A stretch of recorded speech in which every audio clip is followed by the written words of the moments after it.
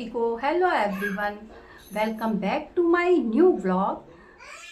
तो आज है वट सावित्री व्रत। तो इस व्रत को मैं कैसे करती हूँ वो मैं आपको इस ब्लॉग में बताऊंगी कि पूजा की थाली मैंने कैसे तैयार की, कैसे मैंने पूजा की और क्या विधि है पूजा की, वो मैं आप सबको बताऊंगी। तो आप अच्छे से तैयार हो जाते हैं पूजा के लिए। तो चलिए बात करते हैं फिर आज के बारे में।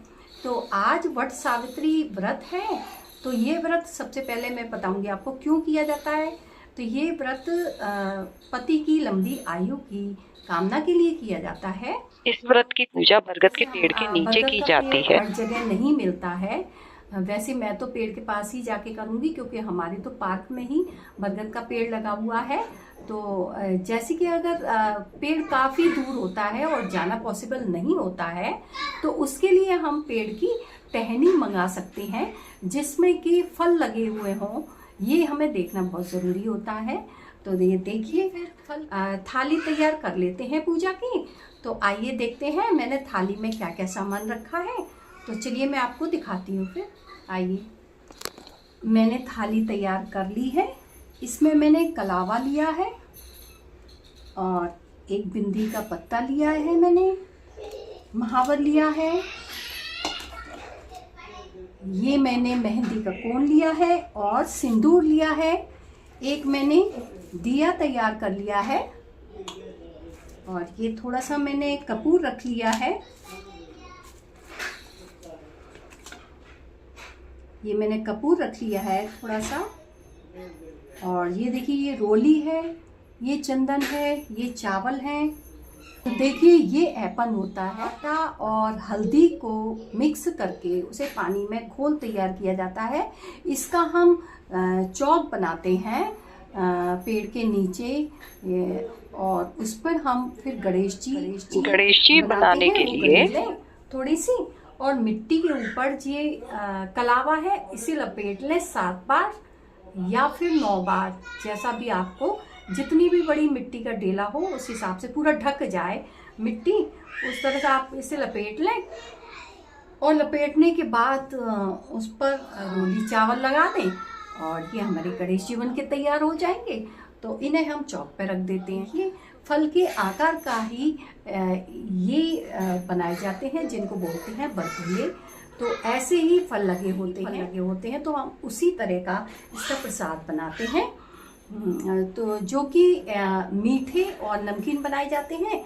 नमकीन बनाते हैं हम बेसन से और मोयन थोड़ा सा और अजवाइन थोड़ी सी, आप चाहें तो लाल मिर्च भी डाल सकते हैं और नमक, ये सब चीज़ डाल के इसे मार लेते हैं आटे की तरह और फिर उसको ऐसे गोल गोल शेप दे देते हैं और उन्हें तल लेते हैं।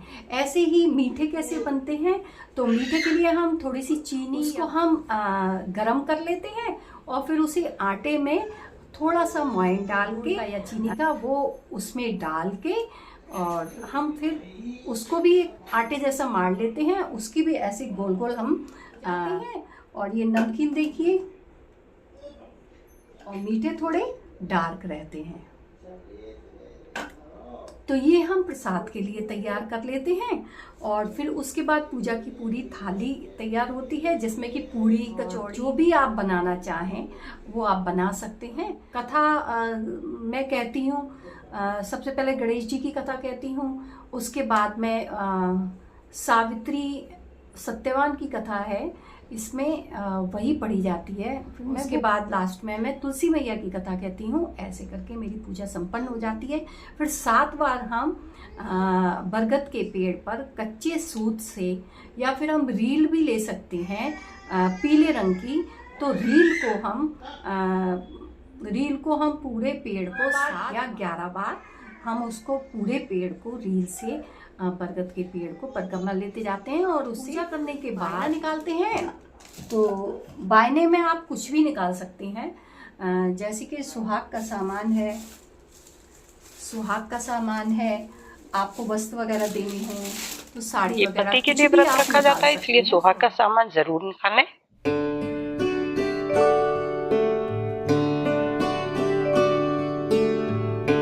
ये आज का मेरा लुक है, कैसा लगा आपको जरूर बताइए। और मैंने बहुत ही दिनों बाद साड़ी पहनी है।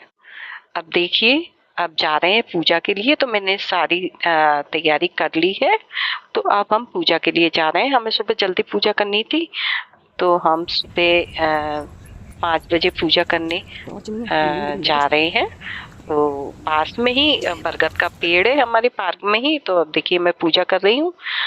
तो मैंने वहाँ पर थोड़ी सी सफाई करी है, और उसके बाद सफाई करने के बाद मैंने एप्पन से चौक बनाया है। चौक के ऊपर जैसा मैंने बताया था आपको, गणेश जी रख दिए हैं। गणेश जी रखने के बाद दिया जला लिया है, और जल चढ़ाया है मैंने। जल चढ़ाने के बाद तिलक लगाया है। बरगद के वृक्ष पर मैंने चुनरी उड़ाई है, उन्हें टीका लगाया है, रंग लगाया है। उन्हें रंग मतलब मावर लगाया है, और अपनी भी मावर लगाया है मैंने। उसके बाद मैंने चने की दाल हाथ में लेके सबसे पहले गणेश जी भगवान जी की कथा कही है। उसके बाद में सावित्री सत्यवान की कथा कही है। उसके बाद मैंने लास्ट में तुलसी मैया की कथा कही है, और उसके बाद आरती की है मैंने। आरती करने के बाद मैंने रील से पूरे वृक्ष की परिक्रमा, अपने पति की दीर्घायु की कामना करते हुए रील को मैं 11 बार उस पर लपेटा है, और ऐसे करके मेरी पूजा हो गई है संपन्न। आप कोयल की आवाज सुन ही रहे हैं ना, कितनी सुरीली आवाज है ना कोयल की। ऐसा लग रहा है कानों में शहद घोल रही हो। बहुत ही मीठी आवाज लग रही थी।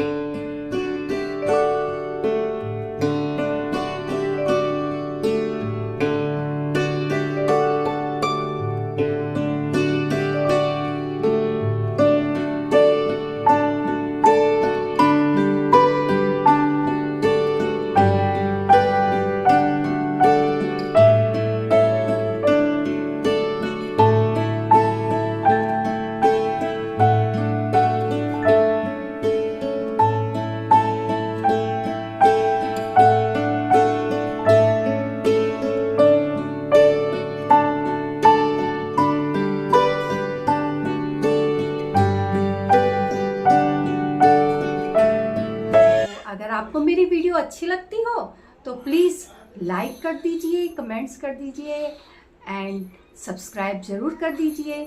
और हाँ, बेल आइकन ज़रूर दबा दीजिए, जिससे आपको नोटिफिकेशन मिलता रहे मेरी न्यू वीडियो का। कैसी लगी दोस्तों ये वीडियो? और वीडियो देखने के लिए मिलते हैं नेक्स्ट व्लॉग में और नेक्स्ट वीडियो के साथ। तो जब तक के लिए thanks for watching, good bye, take care.